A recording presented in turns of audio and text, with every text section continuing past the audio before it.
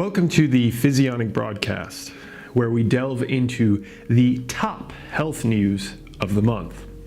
Today we'll be covering Dr. Robert Young and paying for misleading cancer patients, the Harvard hot seat, a major science scandal, the tax on sugar, as well as nutrition or exercise, which is most impactful for bone health. Our first topic is a righteous one in which the scum of the earth get punched in the face by Lady Justice. Robert Young, a so-called doctor, is a major proponent of the alkaline diet, promoting the idea that the body is in an acidic state, and for this reason, among others, is why we get sick.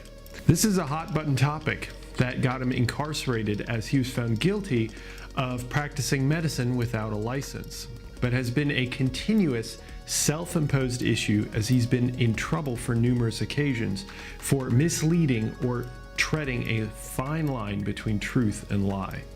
Surprisingly, and especially telling of our media's believability, he's well known for being promoted on the Oprah Winfrey Show by a woman he treated with his nutritional advice. Again, I would use the term treated loosely. His treatment seemed to, and let me emphasize that, seemed to have worked on a woman with cancer back in 2008 until she ended up dying just 2 years later. While this is a point to be made, he continued to mislead and misinform until 2014. He was charged with many felonies for treating cancer patients with his voodoo diet claims, as well as, and most egregious, he dissuaded them from using conventional medical treatment. So, what's the update to the story? Along with being jailed, he was just sentenced to pay $105 million to one of the cancer patients that he, again, treated through this alkaline diet. Upon sentencing, Young said, "It's totally outrageous. It's 1/10 of a billion. And I, for one, am impressed." He can do math. But the sentence fits the crime. It should be an outrageous sum if you choose to play with a person's life. The cancer patient who is being awarded the money has stage 4 cancer and is unlikely she'll live longer than a few years. And I can't say chemotherapy would have saved her, but if any chance was decreased by malicious, treacherous behavior of a person, justice was served in this case. If it isn't clear enough already, the alkaline diet will not, and let me repeat that, will not cure you of cancer. Our second story isn't any cheerier and could be debated to be more negatively impactful to our society than just about anything: scientific dishonesty. There's a ton of research going on in regards to stem cells, and while the United States is a bit more reserved concerning stem cell allowance, the research is rocketing in incredible discoveries in rehabilitation, anti-cancer, regeneration. You name it, stem cells are blowing people away because they are incredible life forms housed in our body. One avenue of research related to stem cells is heart failure study in an attempt to promote myocardial or heart regeneration after a heart attack. Well, one researcher, Dr. Piero Anversa, with a massive lab at Harvard, published over 30 papers showing heart stem cells could regenerate the heart, which has led, along with other research, to clinical trials implanting stem cells on cardiac tissue of humans, a huge step forward. However, researchers across the world, while initially excited, have had difficulty replicating the results Dr. Anversa showed. He's been called out at scientific meetings, and he is stuck to his research, with some scientists even claiming that he could have doctored the results.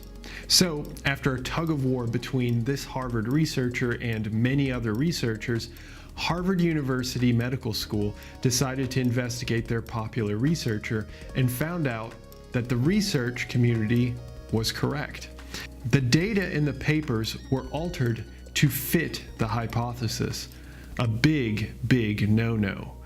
Dr. Anversa was ousted from Harvard and was fired from several other research posts that he held. And he denies that he knew anything about this, putting the blame on some of his collaborators.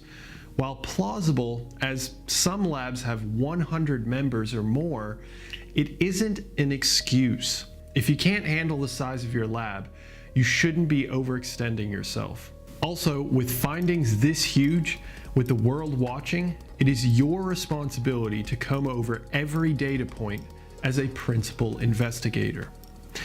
The real shame of this all, aside from misleading research, is the near waste of over $50 million in public funding. I will say two things.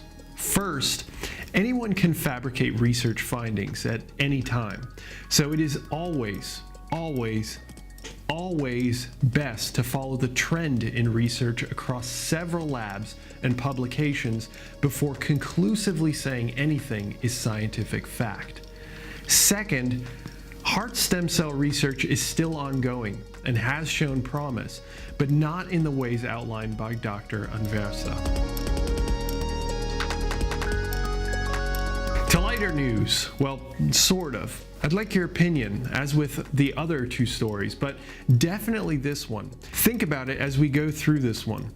Should we add a financial tax to sugary drinks? According to the University of New Zealand, or at least a lab within, the answer is yes.